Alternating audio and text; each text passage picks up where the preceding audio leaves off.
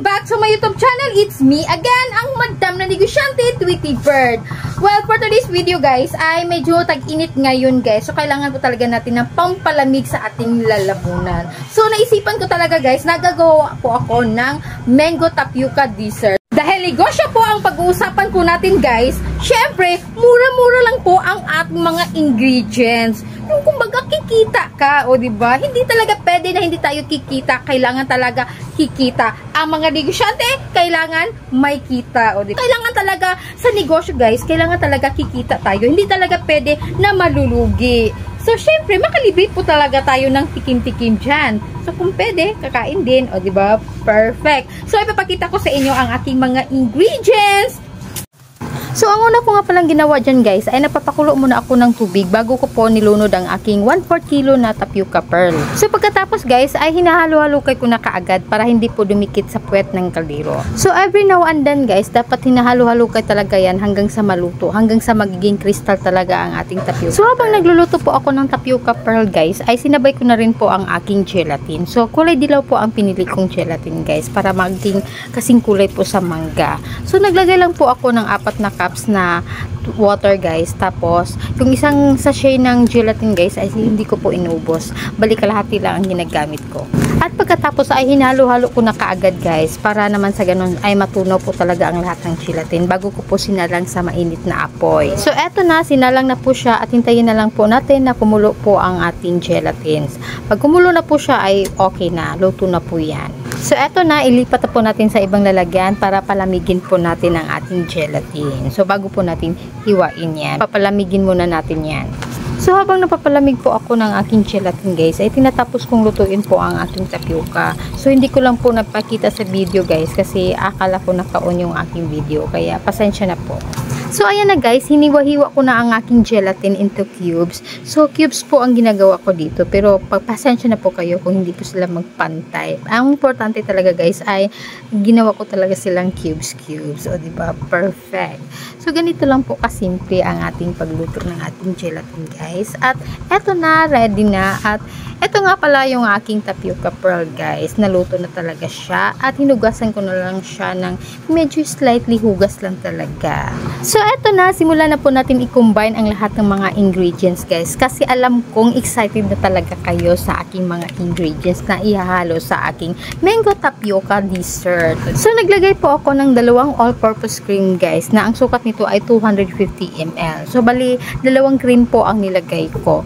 At pagkatapos ay naglagay po ako ng isang kondensada guys, na ang sukat nito ay 390 ml. Then, naglagay din po ako ng isang latang evaporated milk na ang sukat nito ay 360 ml. Ito lang naman po ay pangdagdag sabaw guys, para naman sa ganun ay dadami po ang ating dessert. So, ito po ang sekreto sa ating tapioca dessert guys, na para naman sa ganun ay kikita pa po tayo sa ating mga ingredients. Kasi bonggang-bongga po ang ating ingredients na ginagamit. So, kailangan po talaga ay meron po talaga tayong kikitain. So, ito guys, nagdagdag nga pala ako ng mangga guys. 2 mangga po ang dinagdag ko. Bali 50 po ang nabili ko dito.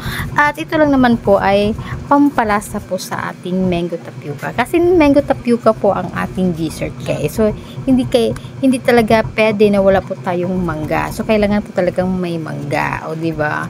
So nagpo-form lang po ako dito ng cubes guys. Hindi lang po masyadong maliliit na cubes. Tamang-tama lang po na may ano talaga sila, may mangunguyang mangga, o diba? So, eto na guys, malapit na po tayong matapos at natatakam na talaga akong kainin to guys. Napaka-creamylicious talaga ang ating mango tapioca pearl guys na dessert po. So, maganda po talaga to sa bagong kainan natin guys. Yung katatapos mo lang kumain, so mag-dessert ka, o diba, perfect, lalo na pag malamig na to guys. So nagdagdag nga po ako ng isang flavored condensed milk guys, na ang sukat nito ay 390 ml.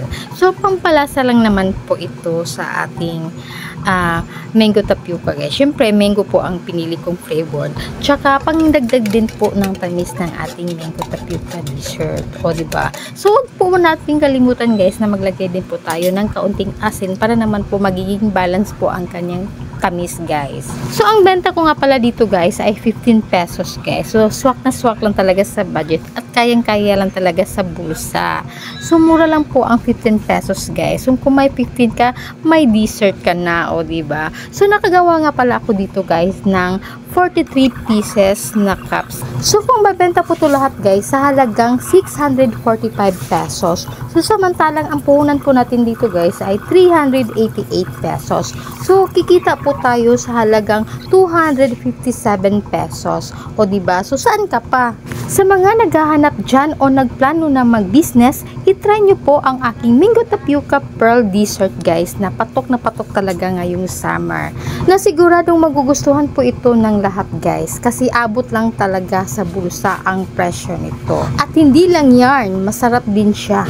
So eto na guys, bago po natin tapusin yung ating video, so hindi po talaga natin mawawala yung ating pagtikim. Syempre naman, alam ko naman pong excited po kayo kung gano'n ba ka-creaminess ng aking Mango Tapioca Dessert. O diba? Perfect. So ipapakita ko sa inyo kung talaga ba'y pasado-pasado ba sa inyong panlasa, o diba? So ito lang naman po. So ganito lang po talaga karami. Hindi po pa masyadong punuin. Huwag naman natin punuin yan. Malulugi na tayo dyan. O diba? So eto na po ang aking, so titikman, oh sis, grabe, overload. Kikita nyo naman yan, o diba? Perfect, oh. So ganyan po ang ating Mango Tapioca. Pure na pure talaga yan, o diba? Syempre, titikman po natin yan.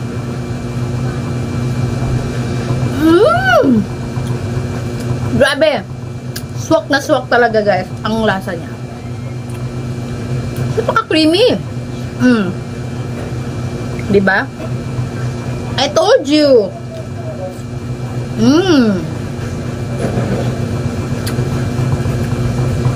May nanguya pa akong mangga. Grabe.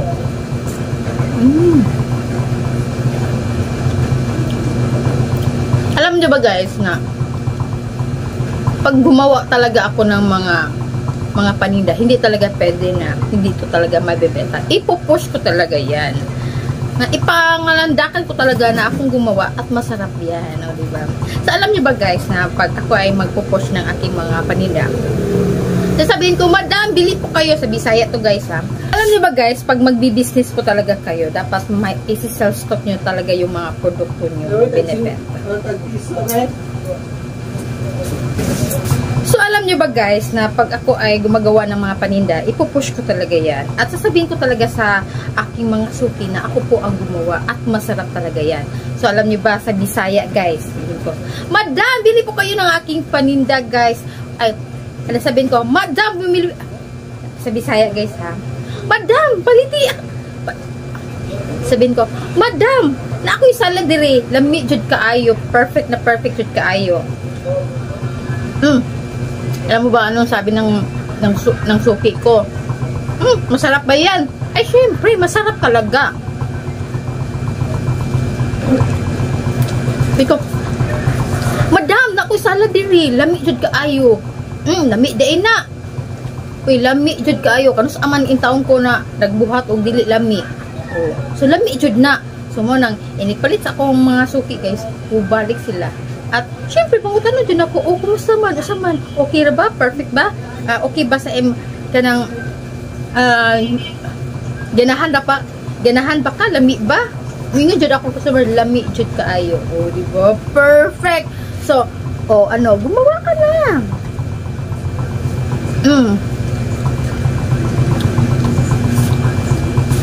So, ganun talaga, matatakam ka talaga guys sa lasa niya. Kumulo pa. At kung ikaw ay umabot sa part na ito guys, paki-comment naman kung taga saan ka para naman sa ganun ay malaman po natin kung saan po nakarating ang aking video. Dito po nagtatapos ang aking video. Sana po ay nagustuhan nyo po. At kung ikaw ay bago ka pa lang sa aking channel, huwag nyo pong kalimutan na pindutin ang subscribe button and hit the notification bell para lagi po kayong updated sa mga videos na aking i-upload. So, that's it. Thank you for watching. Bye-bye!